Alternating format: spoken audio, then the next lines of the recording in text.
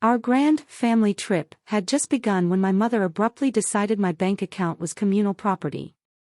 She yanked my bag from my grip, fished out my wallet, and cheerfully announced that my card would be paying for the whole vacation. I simply smiled and quietly set up a move so ruthless it turned their free vacation into the biggest regret of their lives.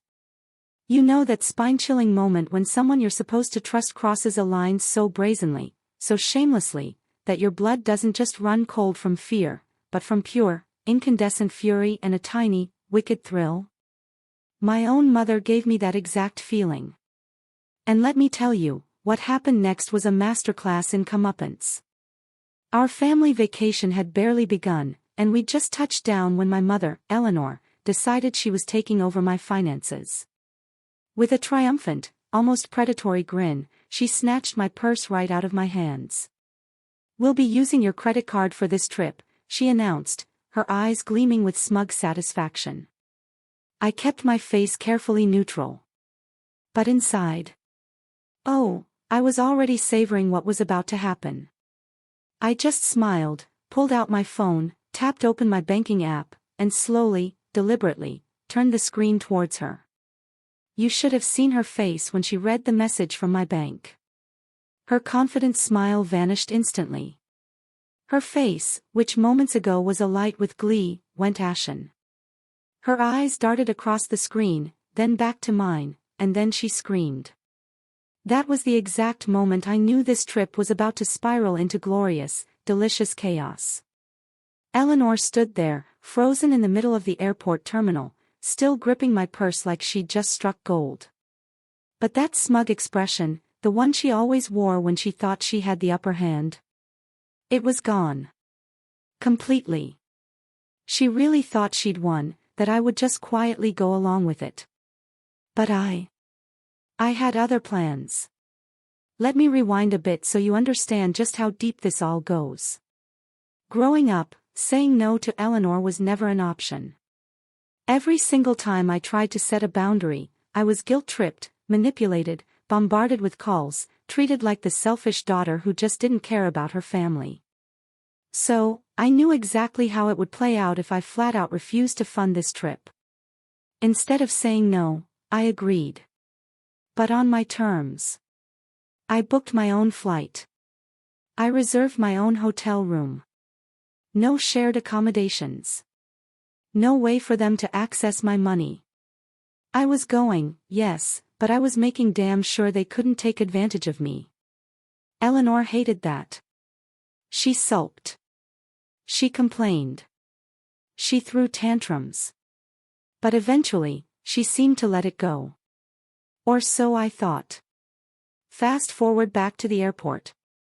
We had just landed, and honestly, I was already mentally drained. I'd spent the entire flight bracing myself for whatever stunt Eleanor was about to pull. And sure enough, the moment we reached baggage claim, she made her move.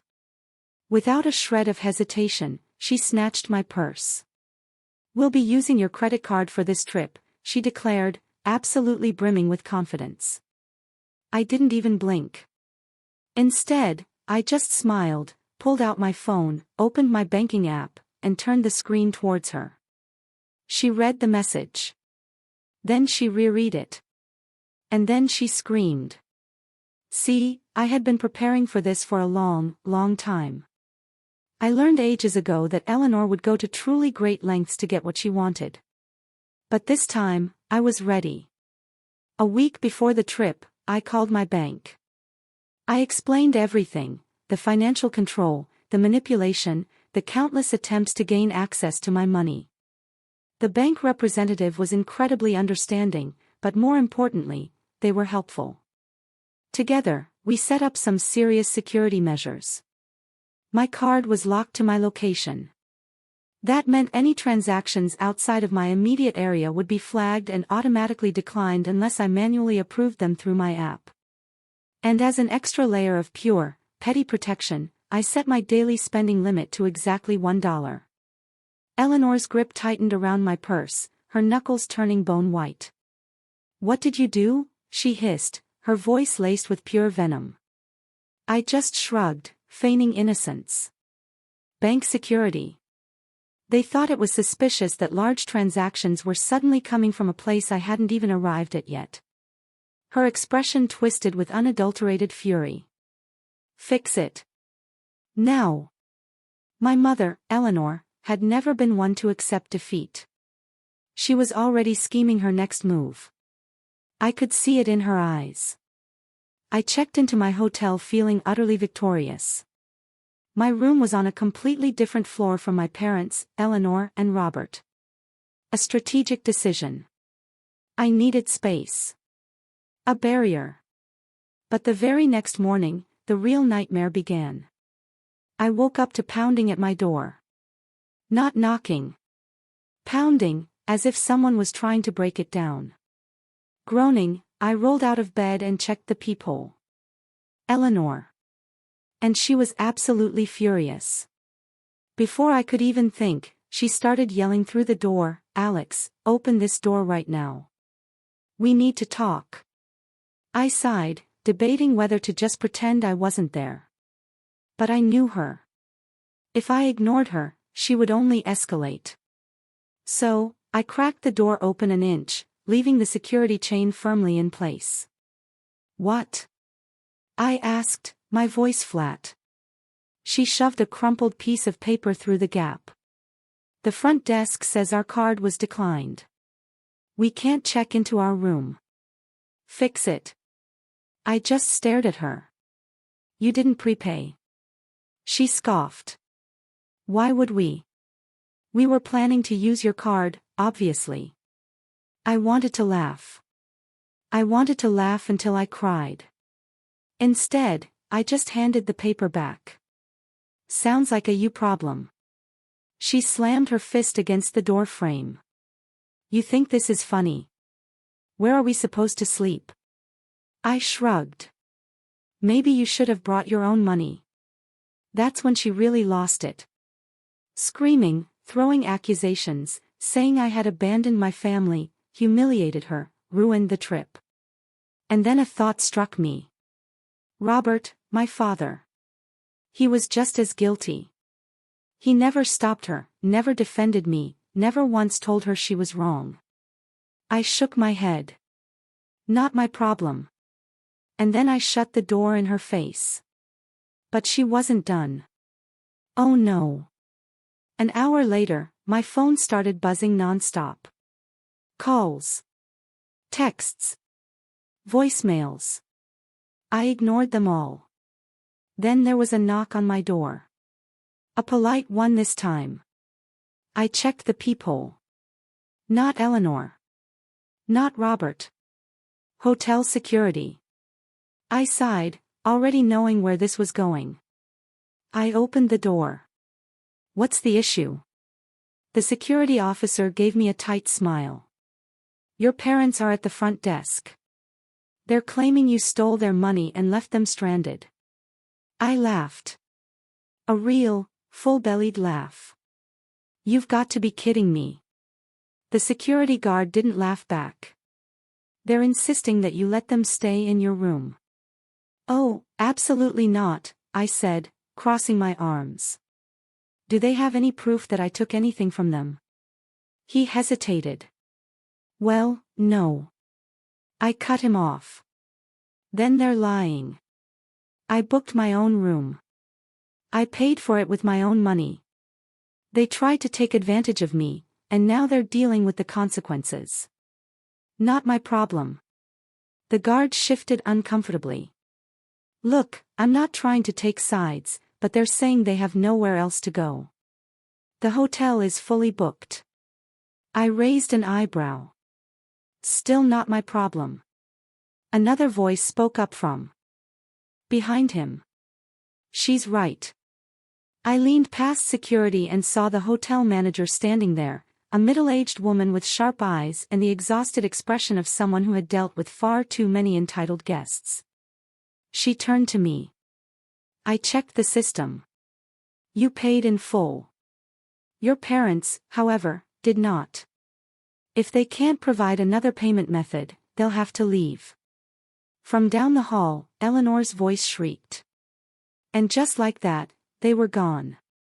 But of course, she wasn't done. That night, I headed down to the resort bar to grab a drink, finally starting to relax. Just as I was unwinding, my phone buzzed. A notification from my bank. Attempted login from an unrecognized device. My stomach dropped.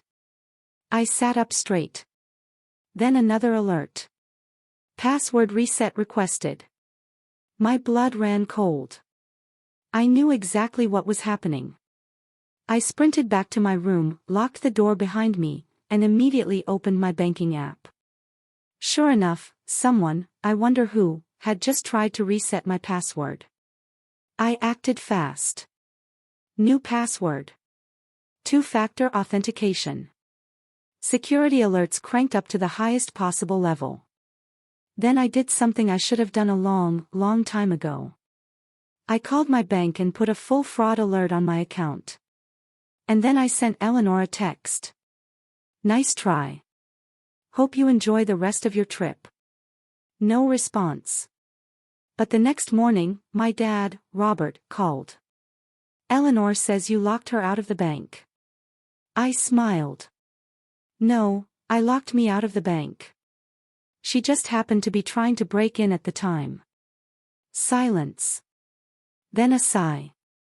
You know how she is. Yeah, I said, my voice firm.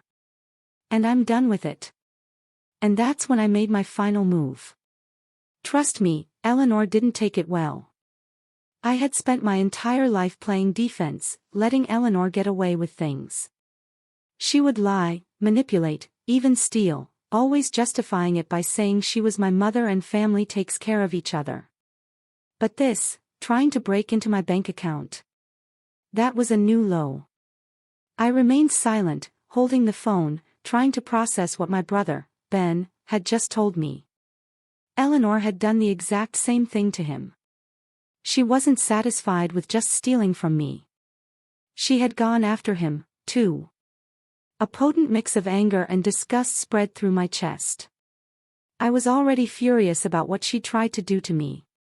But now it was different. Ben was her favorite, the golden child, the one who had never heard a no from Eleanor, the one who always had everything I didn't. If she was willing to step over him, then she truly had no limits. How much did she take? My voice came out colder than I expected. On the other end of the line, Ben took a deep breath. I don't know. I'm still trying to figure it out, but it wasn't a small amount. She was taking little amounts over months, but when I added everything up. He hesitated. How much? I pressed. It's over 1,000. Maybe more. I closed my eyes, my stomach churning. I knew she was manipulative, that she thrived on emotional schemes, that she always wanted to come out on top. But this was theft. I took a deep breath, trying to organize my thoughts. I could go to the police. I could report her for fraud and theft. I could finally make her face the consequences of her actions. And a huge part of me really wanted to. Listen, I said, trying to keep my voice steady. We can't just let this go. She stole from us, and this wasn't a one-time thing. She's been doing it for months. We can report her. I have proof. Bank statements, suspicious transactions, everything. You do, too. We can take her down for good. There was a long silence on the other end. Maybe, Ben murmured. Maybe what? I asked, my patience wearing thin. He sighed. Maybe there's a better way to handle this. Something that doesn't involve the police, but ends up being much worse for her. That caught me off guard. Worse? Meet me, he said. I hesitated for a moment, but I needed to know what he was thinking. Where are you? He sent me the location of his hotel, and without a second thought, I grabbed my bag, my phone, and left. The drive there was a whirlwind of thoughts, my anger mixed with a strange urgency. The image of Eleanor trying to break into my bank account was still fresh. The worst part. She probably wasn't even remorseful. To her, we were just resources to be exploited. When I arrived at Ben's hotel, he was already waiting in the lobby. His face was tense, his eyes slightly bloodshot. And the first thing I noticed was that he didn't just look angry, he looked betrayed. We sat in a quiet corner of the reception area, and he wasted no time. She thinks she can do this and get away with it. His voice a sharp whisper. She spent all the trip money, tried to steal from you, and you know what I just found out? I just stared at him, waiting. She already took out a loan in my name. My heart skipped a beat. What? What do you mean? I found it in my online banking. A freaking loan under my name. She must have used some contact at a bank to pull it off. I never got a notification or anything, but it's there. By now, my skin was tingling with pure outrage. That's a scam. Ben let out a bitter laugh. Yeah. And what happens to scammers? The question lingered in the air for a few seconds. We report them, I said.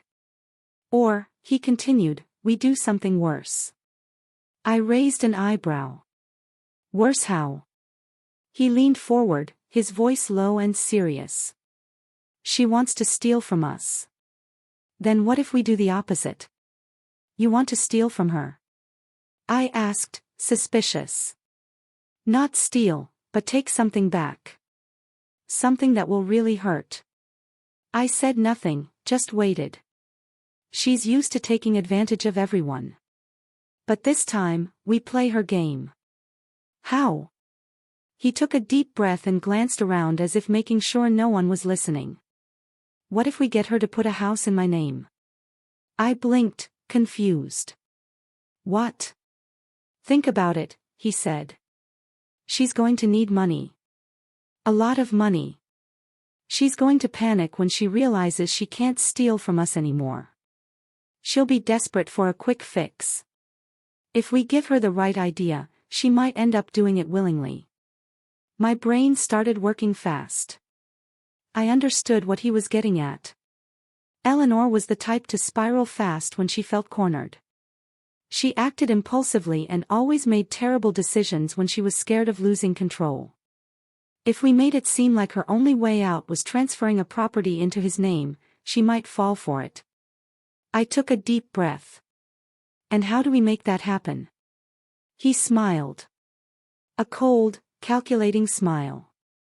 We need to create a problem bigger than hers, one that makes her think there's only one solution, and that solution is us. A chill ran down my spine. I knew Ben.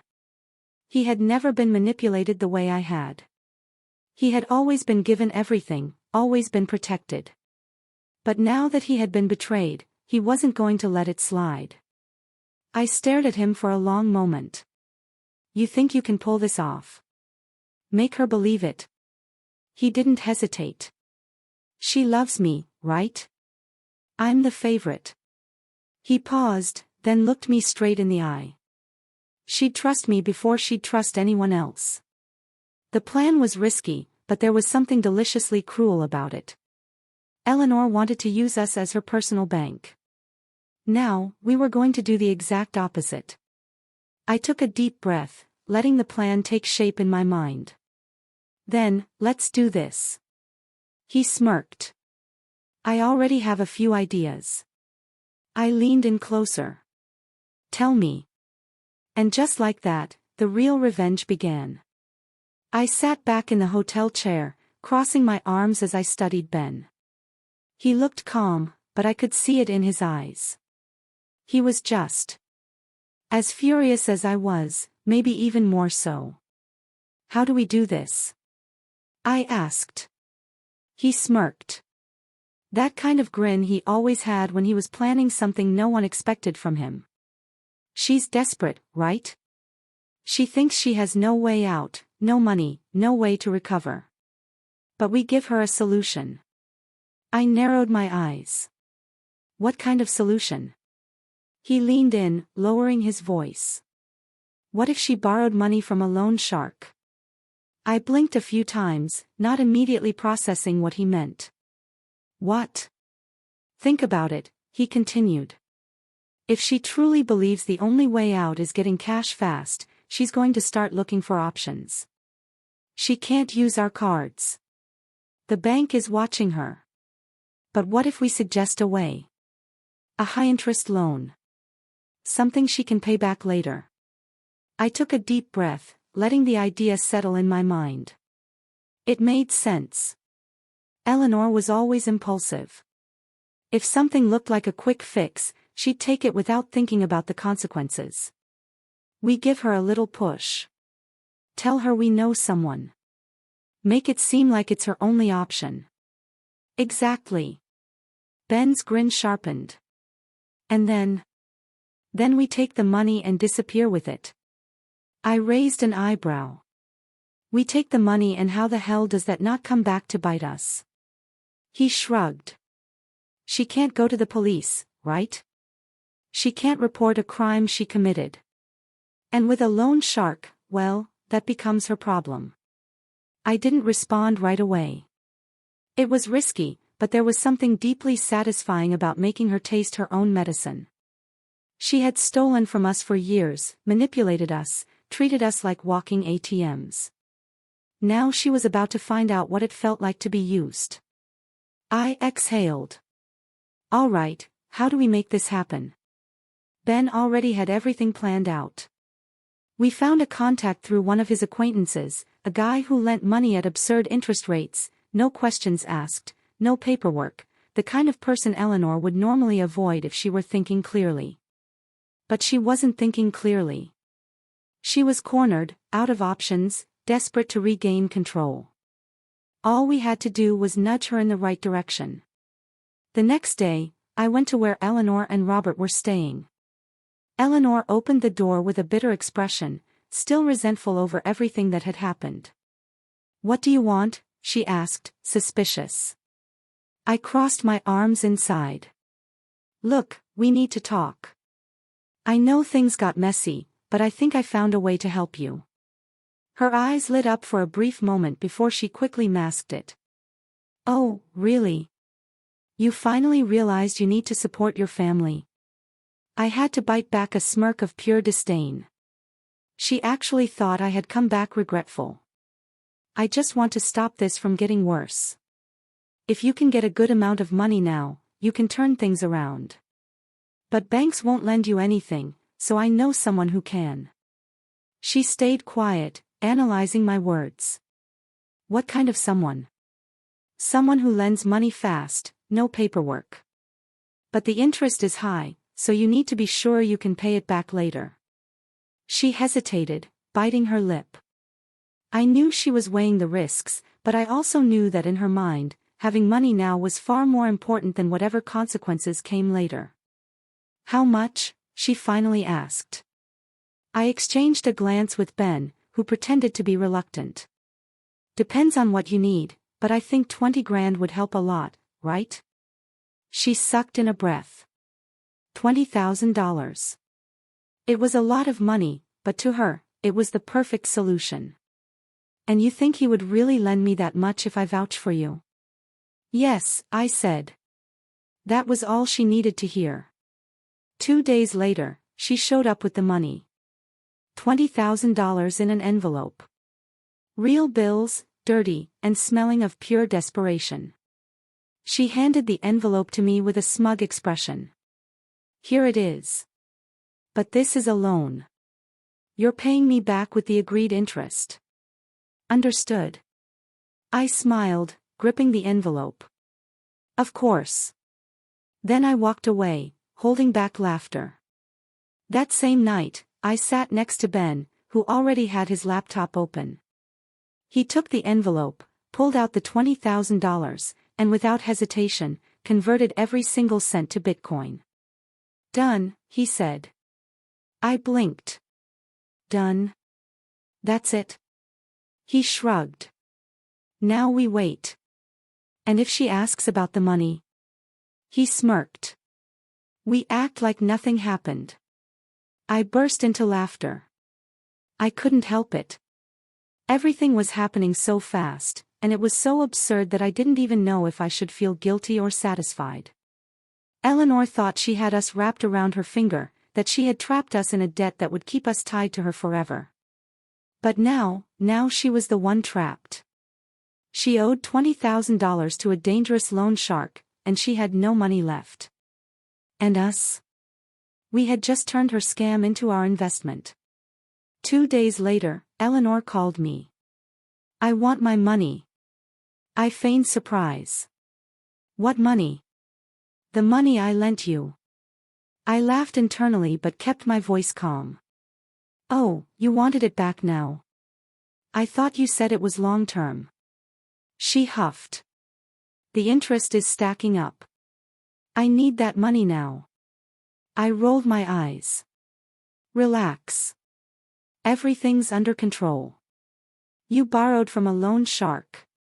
If I don't pay, you know what could happen." I smiled. "Wow, that really sounds like your problem." And I hung up. I knew this wasn't over. Eleanor would still try to turn the situation around, but now she was on the defensive. For the first time in her life, she knew what it felt like to be on the wrong side of the scam. The feeling of victory didn't come immediately. At first, it all felt like a dangerous game, too risky to celebrate too soon. Eleanor had always been unpredictable, always found a way to slip out of consequences. But this time, there was no escape. This time, the problem she created was too big, even for her. And Ben and we just waited. Our strategy was simple. We acted as if nothing had happened. Ben and I went on with our lives as usual, giving no indication that we knew the situation she and Robert had gotten themselves into. We never asked about the money. We never brought it up. Eleanor, on the other hand, panicked fast. At first, it was just a series of persistent messages. Then came the phone calls. Then the unannounced visits. At first, she tried to maintain her usual authoritative tone, as if she was still in control. "Where's my money?" she would demand, wearing that same superior expression that no longer had any effect on me. And I would always reply in the same neutral tone, "What money?" The outburst started after the first week. "Don't play games with me, Alex. You know exactly what I'm talking about." I would just smile, unfazed. "I have no idea what you mean." She would slam doors, call Robert to try and pressure me, but nothing worked. Ben and I stood firm, unshaken. And deep down, she knew she was trapped. She couldn't report it. She couldn't take it to court. The money had left her hands willingly. And the worst part? The loan shark wanted his payment. It didn't take long for the first signs of real desperation to appear. At first, she tried negotiating with him, asking for more time, swearing the money was on its way. But those kinds of people don't accept excuses. The first time she came to me in tears, I knew things were going exactly how I wanted. "Alex, if you have a heart, help me fix this. They're going to kill us." I rolled my eyes. "You're the one who took the money, remember? You manipulated me." And there it was. The first attempt to pin the blame on me. "I didn't do anything. It was your choice. You and your brother set me up." "Well, maybe you should have been smarter then," I said. She fell silent, just staring at me with a mix of hatred and fear. I had never spoken to her like that before. And in that moment, she realized that I truly didn't care anymore. When they started selling furniture, I knew things were getting serious. Robert said nothing, just avoided eye contact whenever we crossed paths. Ben and I watched from a distance, never interfering. This wasn't our problem. They tried selling the car, but the money wasn't enough. They started selling things inside the house, still not enough. In the end, they had no choice. The house was put up for sale. And that was the exact moment I knew the game was over. They had lost. Eleanor, always so proud, always so used to controlling everyone and everything, was now signing away the house she had lived in for years. All because she tried to pull a scam and failed. And Ben and we kept pretending nothing was happening. I remember the last thing Eleanor said to me before they moved into a tiny apartment. She gave me a look filled with pure contempt. "You destroyed our family." I did. I smiled, genuinely amused by the accusation. "No, you did that all by yourself." She just stared at me, speechless. Deep down, she knew it was true, but she would never admit it. After that, they never messed with us again. No requests for money. No emotional blackmail. No attempts to manipulate us. Ever again. Nothing. Robert never looked at us the same way again either. He never said a word, but deep down he knew this only happened because he never had the courage to stand up to her. And Eleanor? Oh, she never forgave us. Not because we ruined their lives, but because she truly believed I had manipulated Ben. She was convinced he would never have done something like this on his own, that he was always the perfect son, the golden child. But the truth? He was the one who planned almost everything. And that was the greatest irony of all. I never felt guilty. Not for a single second. In the end, we got exactly what we wanted, freedom from them. And it was glorious. The money took some time to grow. Ben had always been more patient than me when it came to investments, and he knew exactly how to wait for the right moment to act. At first, I didn't really care about what would happen to that money. What truly mattered was that we had one. But one day, months after everything had collapsed for our parents, Ben called me. "We need to go out and celebrate." I raised an eyebrow. "Celebrate what?" He grinned and opened an app on his phone, turning the screen toward me. The amount had doubled. I stared at the numbers, speechless. "No way." He shrugged. "We made the right move at the right time. And now that it's gone up, I figured it was only fair to give you your share." That's when it hit me. He didn't have to give me anything. It was his money after all. He had come up with the plan. He had made everything happen. And yet here he was, thanking me as if I had done half the work. "You don't have to. Seriously, this was all you. I just went along with it." He laughed. "That's ridiculous. Without you, I never would have done any of this. You were always there for me. Even when I was Eleanor's favorite. Even when she treated you like garbage and I pretended not to see it. You opened my eyes, and if anyone deserves this money, it's you." He put his phone away and handed me an envelope. Inside, there was way more money than I expected. "This is just the beginning. If we wait a little longer, it could triple." I blinked a few times, unsure of what to say.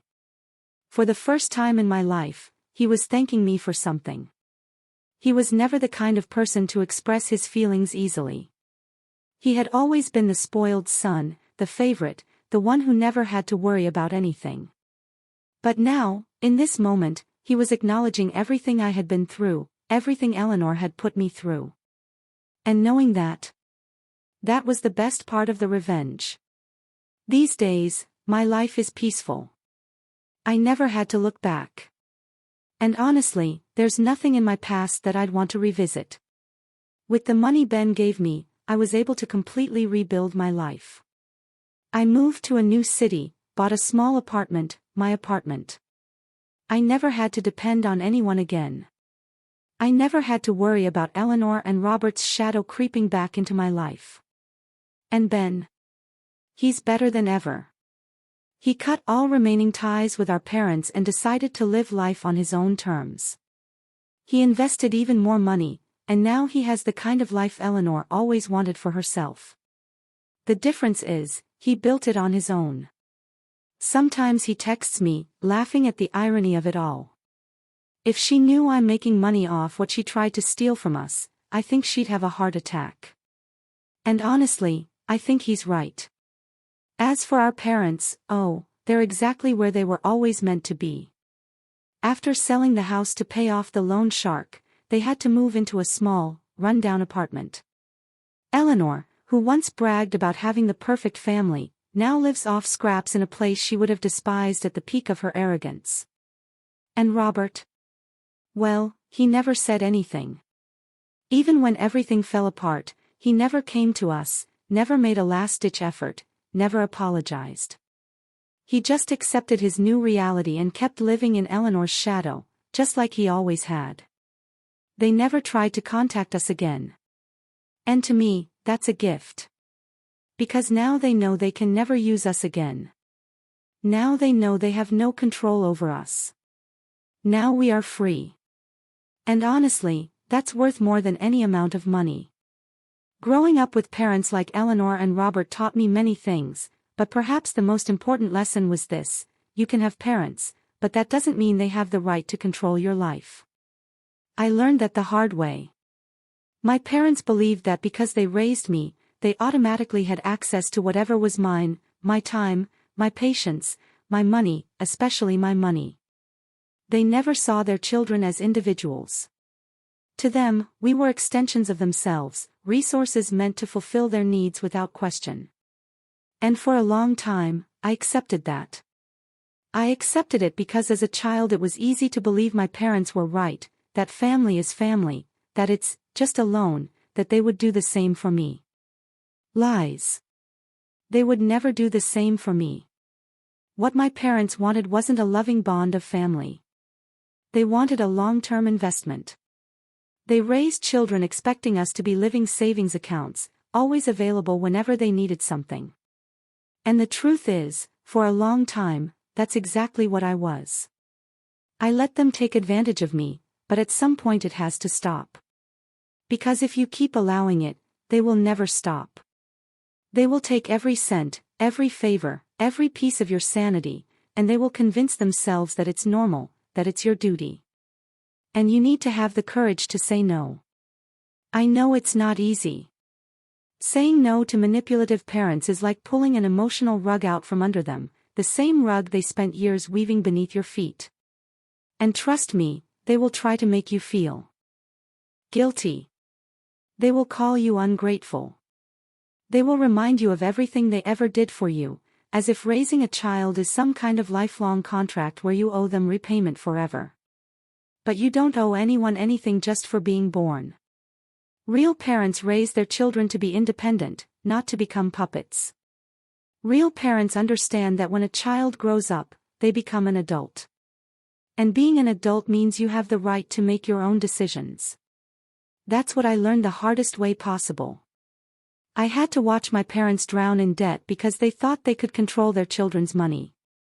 I had to listen to Eleanor blame me for her own failures because she could never take responsibility for her own choices. I had to cut them off because it was the only way to finally be free. And today, I can say with absolute certainty, it was the best decision of my life. I have no regrets. I feel no guilt. I don't miss them. If there's one thing I wish everyone understood, it's this: parents are not gods. They do not have an automatic right to what belongs to you. They do not have the right to control you. If you don't learn to protect yourself, they will drain you of everything you have. And one day, when you have nothing left, do you know what will happen? Nothing. They won't help you. They won't repay what you gave them. They will just find someone else to drain. That's what I learned. And that's why today I am free, because I took control of my life. And if there's one thing I can tell you, it's this: do the same before it's too late. It had been years since I last thought about them. My life had moved on. And with each passing day, without hearing their voices, without feeling the suffocating pressure of forced obligation, I could breathe a little easier. It was as if I had finally learned to exist without carrying the weight of being someone else's endless source of resources. I was happy. For the first time in a long time, my life was mine. I made my own decisions, worked for what was mine, and spent my money however I pleased without worrying about someone trying to dip their hands into my pockets. I owed nothing to anyone, and that was the best feeling in the world. But as always, certain things have a way of coming back to haunt you. I was at a distant cousin's house, one of those relatives who never got involved in anything and whom I still spoke to occasionally. The conversation was flowing casually until he suddenly dropped something, completely unaware of the weight of his words. "You know how your parents are, right? They talk about you to everyone." I frowned, confused. "Talk about me how?" He shrugged casually, grabbing another bite of food like this was just small talk. "Like that you abandoned them, that you left them with nothing, humiliated your own family, that you got rich and don't even look their way, stuff like that." I laughed.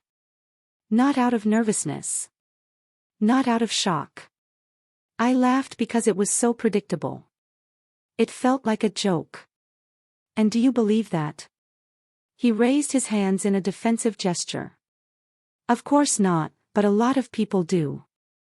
I took a deep breath. Should I care? Maybe. But I didn't. If there's one thing I've learned over the years, it's that no one wants to hear the truth when the lie is more convenient. They had already picked a side. They had already decided I was the villain in the story. I could explain everything. I could show bank statements, messages, voice recordings, proof of how I was drained dry, how I was treated like a walking ATM. But for what? People like that don't care about the truth. They want a story that makes them feel superior. They want a villain to point at and say, "Look how cruel he was." Because if they admitted that I was right, that would mean admitting that my parents were the real problem. And no one wants to deal with that. Well, if they'd rather believe that, that's their problem, I shrugged, taking a sip of my drink. My cousin chuckled. "You really don't care, do you?" "And why would I?" "Because at the end of the day, I was right. I am not financially responsible for anyone. I am not an open wallet. And if there's one thing I did that I'm most proud of, it's refusing to let myself be treated as a never-ending source of money. They could hate me. They could call me a monster. They could twist the story however they wanted to make themselves look like victims. None of that would change the fact that no one has the right to demand someone else's money. They wanted to live at my expense. They wanted me to keep paying for their bad decisions, but I didn't need them anymore. And that was the real reason they hated me. It wasn't about the money. It wasn't about the apartment, the car, or the lifestyle I built for myself. It was because they lost control over me. Because as long as I depended on them, I was a puppet. But when I realized I could stand on my own, when I refused to keep sacrificing myself, when I put an end to their financial manipulation, I became the enemy. But I was at peace with that, because I am not obligated to support anyone. And they could throw tantrums, cry, spread lies to whoever would listen. At the end of the day, I'm the only one who controls my money. And I would never let anyone get their hands on it again. Never. Time passed, and while Eleanor and Robert sank deeper into the mess they had created, Ben thrived. He had always been smart, but after everything that happened, he became calculating. He didn't just learn from past mistakes. He fortified himself so that no one, especially our parents, could ever take advantage of him again. The difference between us was always clear. I wanted freedom. He wanted control. I wanted to cut ties and never look back. He wanted to ensure that he would never have to rely on anyone ever again.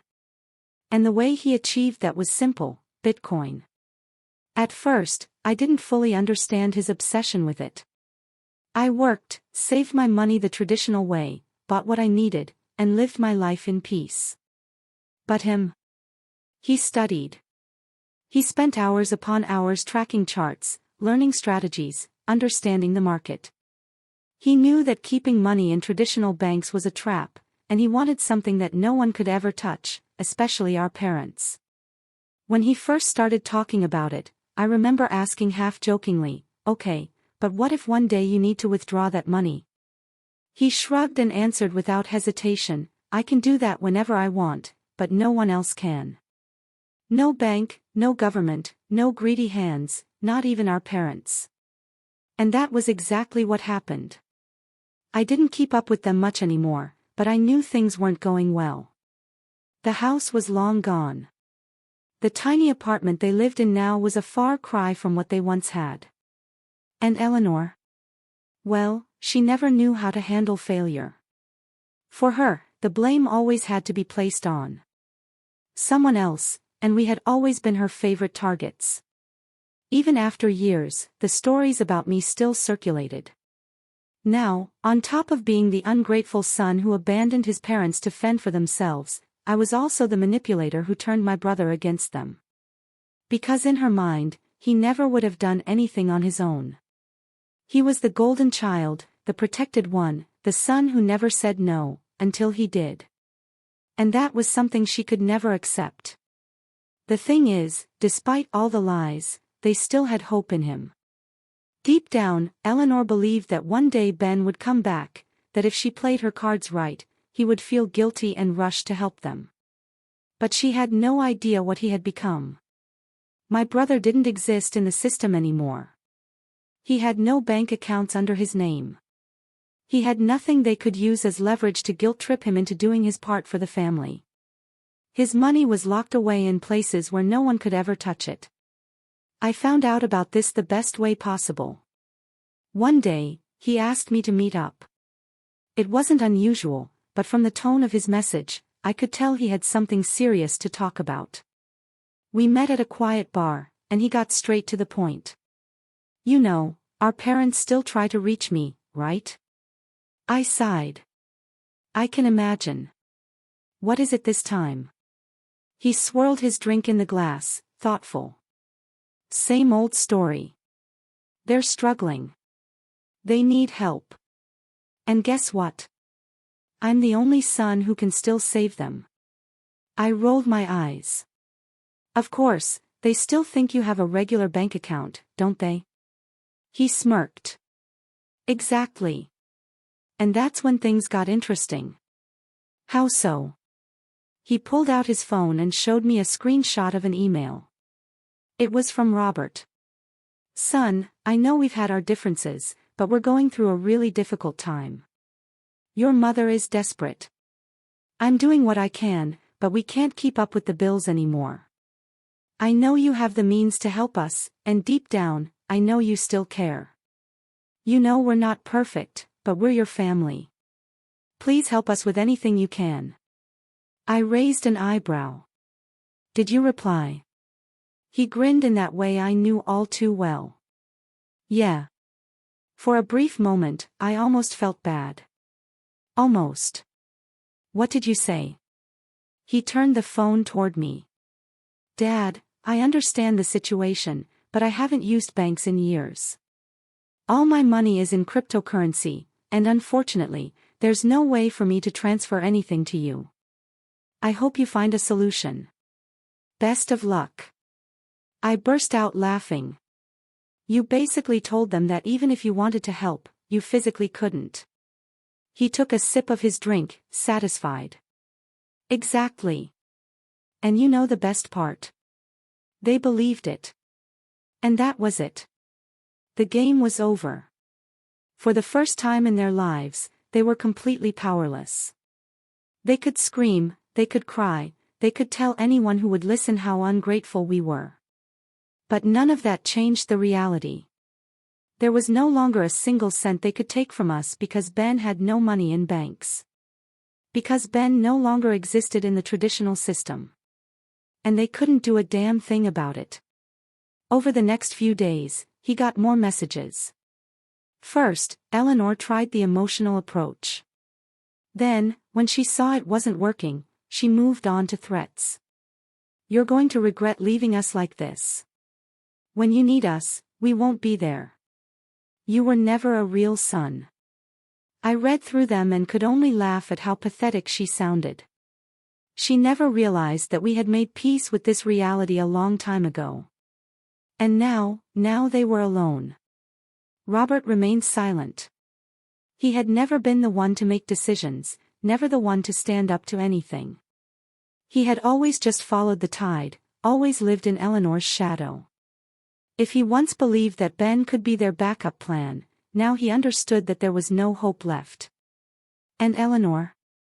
Well, the last thing we heard was that they were trying to sell whatever they had left. Maybe they'll figure something out. Maybe they won't. But you know what I find funniest about all of this? If there was one thing Eleanor hated more than anything in life, it was losing control. And now she had nothing left. No money, no power, no influence over us. Ben went on with his life, never having to worry about anyone touching what was his. And me? I finally got the confirmation of what I had known all along. What would you have done if your own family tried to pull something like this? I'm genuinely curious. Tell me what you think in the comments below. I really want to know.